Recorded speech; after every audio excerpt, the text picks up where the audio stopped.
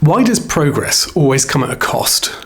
Human beings are the only species on Earth able to advance beyond the rather pedestrian pace of evolution. While other animals adapt incrementally over hundreds of millennia, we, with our big brains, have succeeded in speeding things up with clever innovations. We don't have wings, but we can fly.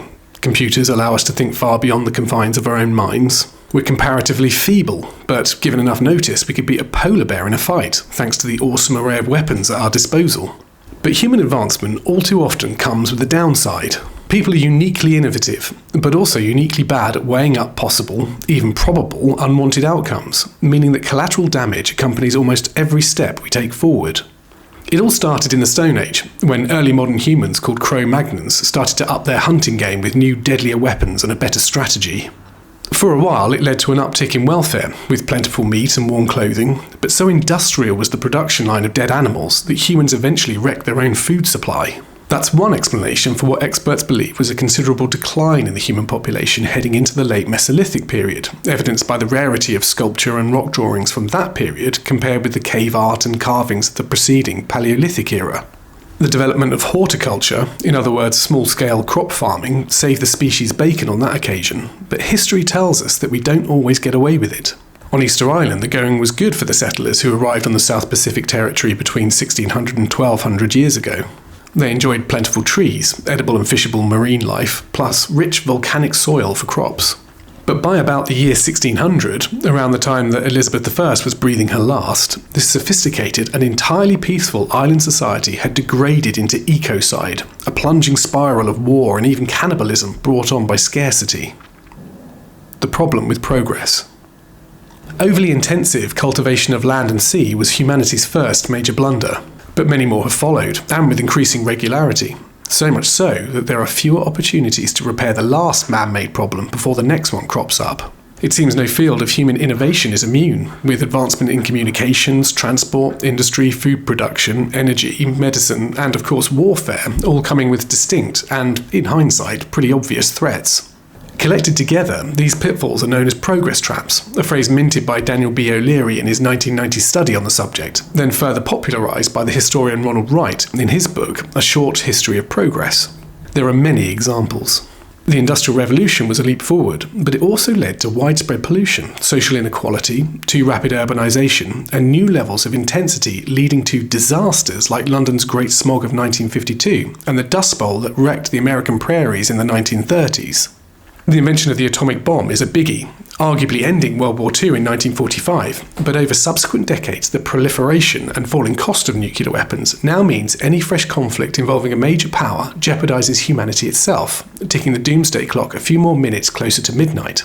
Today, progress traps are a little bit less obvious than they used to be. The invention of the internet sent global productivity soaring in the 21st century, but while online banking, shopping and messaging was meant to free up our time, the reverse has occurred, with most people now feeling busier than ever.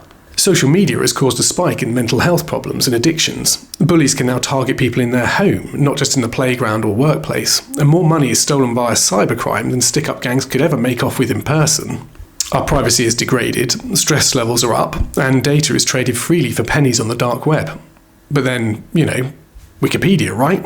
Then there are the internet's offshoots, like cloud computing, which means you can never really leave the office, and artificial intelligence, that golden goose which might or might not eventually bring about our extinction, either intentionally or by misinterpretation. Even hard to argue with advancements like green energy come at a cost, from micro things like the impact on your house price if a wind farm is installed next door, to macro things like the colossal amount of CO2 being produced to make the machines, components, factories and infrastructure that will enable clean power in the future. Since 1900, global life expectancy has doubled thanks to forward steps in nutrition and healthcare, which is remarkable progress. The trap being the surge in later life chronic illness and huge increase in the need for social care, not to mention the struggle to sustain the planet's population of 8 billion souls, up from 1.6 billion just 120 years ago.